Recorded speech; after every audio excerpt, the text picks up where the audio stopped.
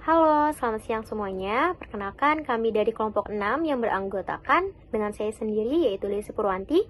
Kemudian ada dua rekan saya, yaitu Andri Saputra dan Muhammad Raihan Afif. Kami dari mata kuliah Vintage and Digital Banking. Dan dosen pengampu kita yaitu Ibu Rona Caroline. Di sini kita akan mempresentasikan materi tentang AI, machine learning, etika, dan resiko penggunaan di sektor keuangan. Slide selanjutnya, yaitu pendahuluan. Teknologi Artificial Intelligence atau AI dan Machine Learning tengah mengubah landscape industri keuangan secara global maupun di Indonesia. AI mengacu pada kemampuan mesin atau sistem komputer untuk meniru kecerdasan manusia dalam melakukan tugas-tugas seperti penalaran, pengambilan keputusan, dan prediksi. Sementara machine learning merupakan cabang dari AI yang memungkinkan sistem untuk belajar dari data historis dan meningkatkan kinerjanya seiring waktu tanpa diprogram secara eksplisit. Dalam sektor perbankan dan keuangan, teknologi ini telah diimplementasikan pada berbagai fungsi, mulai dari analisis resiko, otomatis proses operasional, pelayanan nasabah, hingga deteksi penipuan. Kemudian slide selanjutnya, peran AI dalam analisis keuangan dan manajemen risiko. Peran AI dalam analisis keuangan yaitu mengolah big data untuk prediksi pasar dan kinerja portofolio. Kemudian peran AI dalam manajemen risiko. Itu yang pertama ada analisis cepat dan akurat untuk deteksi risiko. AI dapat memproses sejumlah besar data dalam waktu singkat, sehingga pola-pola risiko yang tersembunyi dapat terdeteksi segera. Kemudian yang kedua ada mengurangi bias manusia dalam risk scoring, yaitu dengan menilai risiko murni berdasarkan data historis dan algoritma, sehingga hasil penilaian lebih konsisten. Kemudian yang ketiga ada prediksi risiko menggunakan ML berdasarkan data historis. Hal ini memungkinkan bank melakukan tindakan pencegahan lebih dini sebelum risiko terwujud. Kemudian yang terakhir ada otomatis proses penilaian risiko. Tugas-tugas penilaian yang repetitif dapat dioptimalisasi oleh AI, menghemat waktu dan sumber daya organisasi dalam mengelola risiko. Nah, contohnya itu ada di deteksi risiko kredit, penilaian pinjaman otomatis, monitoring transaksi mencurigakan. Kemudian slide selanjutnya, machine learning and analytic predictive di perbankan. Nah, machine learning atau yang bisa disebut ML menjadi inti dari analitik prediktif modern yang memanfaatkan data historis, algoritma statistik, dan model pembelajaran mesin untuk memprediksi kondisi atau hasil di masa depan. Dalam industri perbankan, ML berperan penting dalam memproyeksikan resiko kredit, mendeteksi fraud, melakukan segmentasi nasabah, dan merancang strategi pemasaran berbasis data. Nah, penerapannya itu yang pertama ada prediksi risiko kredit atau gagal bayar. Model prediktif dapat menghasilkan skor risiko kredit setiap debitur. Nah, yang kemudian kedua ada deteksi fraud secara real time. ML sangat efektif mengenali pola transaksi penipuan yang kompleks. Kemudian yang ketiga ada segmentasi nasabah untuk pemasaran. Layanan keuangan memanfaatkan ML untuk memprediksi perilaku dan kebutuhan nasabah. Lalu yang keempat ada optimasi operasional atau prediksi volume transaksi.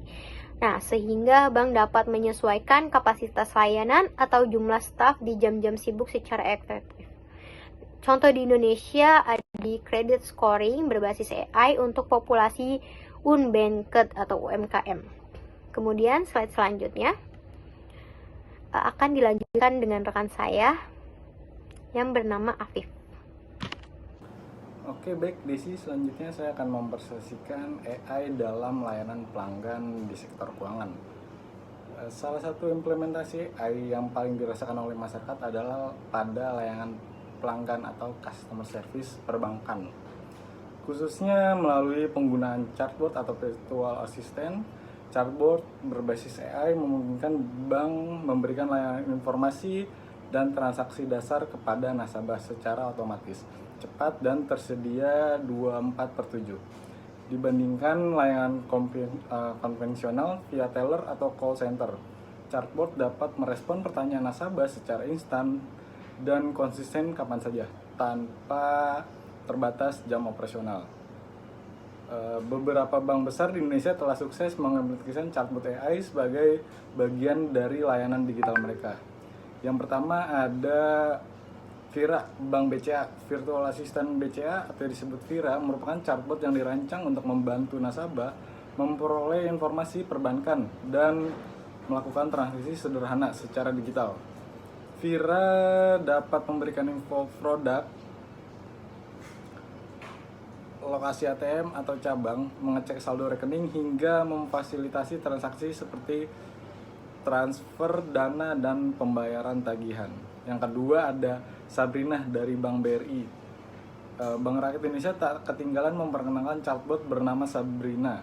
Melalui Sabrina, nasabah BRI dapat mengakses berbagai informasi layanan seperti cek saldo, transfer, pembayaran tagihan, lokasi atau ATM cabang terdekat, bahkan melakukan transaksi perbankan langsung via aplikasi pesan atau yang kita sebut WhatsApp. Dan terakhir ada Mita dari Bank Mandiri. Bank Mandiri mengembangkan chatbot yang bernama Mita dengan fungsi serupa, yakni memberikan informasi produk dan layanan, membantu transaksi dasar, cek saldo maupun transfer, dan menjawab pertanyaan umum terkait layanan Bank Mandiri. Manfaatnya dari peran AI dalam layanan pelanggan di sektor keuangan, yang pertama ada layanan nonstop. Chartboy AI siaga 24 jam sehari, 7 hari dalam seminggu. Nasabah bisa mendapatkan layanan kapanpun, bahkan di luar jam kerja bank, tanpa penambahan biaya tenaga kerja. Selanjutnya ada respon cepat dan konsisten. AI mampu merespon pertanyaan rutin nasabah seketika dengan jawab yang akurat dan konsisten. Selanjutnya ada efisiensi biaya operasional. Dengan otomatisasi layanan melalui AI, bank dapat mengurangi volume pekerjaan untuk call center. Ini berpotensi menurunkan biaya operasional layanan pelanggan sambil menangani traffic pertanyaan nasabah yang tinggi secara efektif. Selanjutnya ada personalisasi layanan. Melalui machine learning dan integrasi data nasabah, chatbot dapat memberikan layanan yang personal, misal menyapa nasabah dengan nama, menawarkan produk sehingga sesuai riwayat mereka, atau menjawab pertanyaan berdasarkan konteks interaksi sebelumnya. Selanjutnya ada omnichannel atau multi saluran. Chatbot dapat diintegrasikan ke berbagai kanal seperti situs web, aplikasi mobile, WhatsApp, Line, Telegram, hingga media sosial. Hal ini memastikan pengalaman nasabah yang mulus atau seamless dimanapun mereka berinteraksi dengan bank. Meskipun menjanjikan, peran AI untuk customer service juga menghadapi sejumlah tantangan. Yang pertama ada privasi dan keamanan data menjadi perhatian utama. Bank perlu memastikan sistem AI-nya dibangun dengan standar keamanan tinggi, misalkan enkripsi end-to-end pada kombinasi data. Yang kedua ada kepatuhan regulasi. Bank harus memastikan layanan AI tidak melanggar aturan seperti prinsip Know Your Customer atau KYC dan anti pencucian uang. Ketiga, keterbatasan AI sendiri, yaitu chatbot mungkin tidak mampu menangani semua skenario atau pertanyaan, terutama yang kompleks teknis, tergantung berlebih pada AI tanpa dukungan petugas manusia. Dapat berisiko menurunkan kualitas layanan jika sistem mengalami gangguan atau menemukan kasus yang tak terpecahkan. Set selanjutnya yaitu ada etika dan risiko penggunaan AI. Penggunaan AI di sektor keuangan menimbulkan sejumlah pertanyaan etika dan risiko yang harus dikelola dengan serius. Isu etisnya yang pertama ada bias algoritma. Model AI dilatih menggunakan data historis yang mungkin mengandung bias sosial atau bias keputusan masa lalu. Contohnya diskriminasi dalam credit scoring. Selanjutnya kurangnya transparansi atau akuntabilitas atau yang disebut dengan black box. Sulit dijelaskan logiknya kepada pihak manajemen maupun nasabah. Keputusan AI tidak transparan, menimbulkan tantangan akuntabilitas. Siapa yang bertanggung jawab jika terjadi salah keputusan. Selanjutnya ada pelanggaran privasi dan keamanan data. Hal ini menimbulkan risiko pelanggaran privasi apabila disalahgunakan atau terjadi kebocoran. Di era digital, serangan cyber terhadap sistem perbankan kian canggih dan AI sendiri bisa menjadi target serangan, misalkan melalui teknik adversarial atau memanipulasi input agar AI keliru. Selanjutnya ada resiko. Penyalahgunaan AI ya, yang kita biasa sebut defect atau penipuan. Di tangan yang salah, AI bisa disalahgunakan untuk kegiatan kejahatan finansial. Misalkan muncul ancaman defect, AI dapat memalsukan suara atau wajah yang dapat dipakai untuk menipu otorisasi transaksi atau mencuri identitas. Selanjutnya, dampak sosial dan tenaga kerja. Otomasi AI dalam perbankan dikhawatirkan dapat menggantikan tenaga kerja manusia untuk tugas-tugas rutin yang berujung pada pengurangan karyawan atau job displacement. Solusinya, regulasi OJK telah mengeluarkan regulasi terkait AI pada bank, yaitu dalam POJK nomor 11 tahun 2022 dan POJK nomor 21 tahun 2023, yang pada intinya mewajibkan bank menerapkan teknologi termasuk AI secara bertanggung jawab dan prudent. Governance internal bank. Bank perlu membentuk tim atau komite khusus untuk tata kelola AI dan data, misalkan AI Governance Committee. Selanjutnya ada perlindungan konsumen. Dari perspektif etika, melindungi konsumen adalah yang utama. Bank harus menjelaskan kepada nasabah apabila keputusan yang diambil AI serta memberikan mekanisme review manual jika nasabah keberatan terhadap suatu keputusan otomatis, misalkan penolakan kredit. Slide selanjutnya, kelompok kami mengambil contoh studi kasus pada Bank Rakyat Indonesia dengan sistem AI yang disebut BRI Brain. Implementasi AI itu sendiri dalam BRI Brain kami mengambil contoh dua kasus. Yang pertama ada credit scoring dan yang kedua ada fraud detection. Slide selanjutnya yaitu ada credit scoring. Studi kasus pada Bank Rakyat Indonesia atau BRI menunjukkan langkah konkret implementasi AI dalam credit scoring. BRI, bank yang dengan jaringan nasabah terbesar hingga ke pedesaan, mulai mengadopsi teknologi AI dalam proses credit scoring sejak tahun 2023 melalui inisiatif yang disebut BRI Brain. SCP Enterprise Data Management dan Analisis BRI menggunakan AI di BRI melibatkan pembuatan berbagai model untuk scoring calon debitur yang kemudian memprofilkan apakah seorang calon nasabah tergolong baik, layak kredit atau tidak. Implementasi AI credit scoring di BRI melalui BRI Brain juga dikomunikasikan dengan integrasi ke proses bisnis. Hasil skor AI digunakan sebagai salah satu pertimbangan dalam persetujuan kredit, terutama kredit konsumer dan UMKM berjumlah besar yang tidak mungkin dianalisis manual satu persatu. Selanjutnya akan dipresentasikan oleh rekan saya, Andri. Poin selanjutnya adalah fraud detection.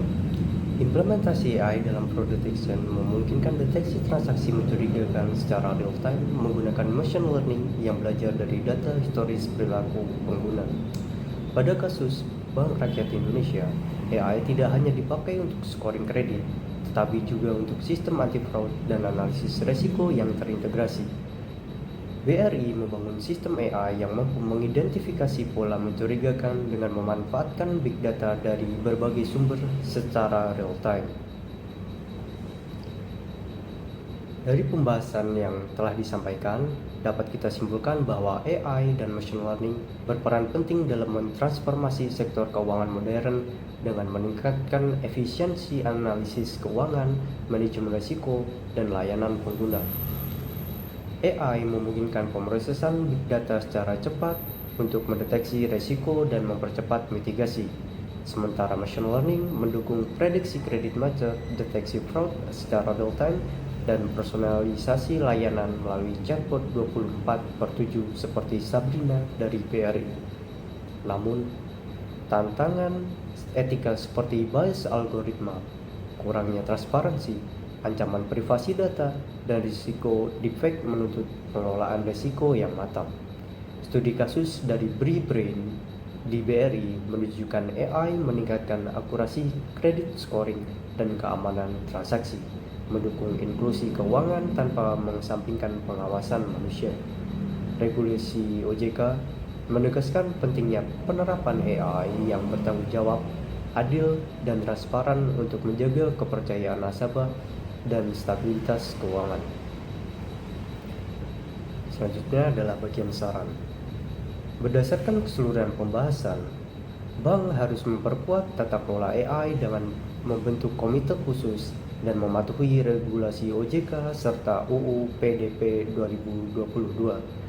Kualitas data harus dijaga melalui data cleansing dan keamanan informasi dengan enkripsi end-to-end melalui pencegahan kebocoran data.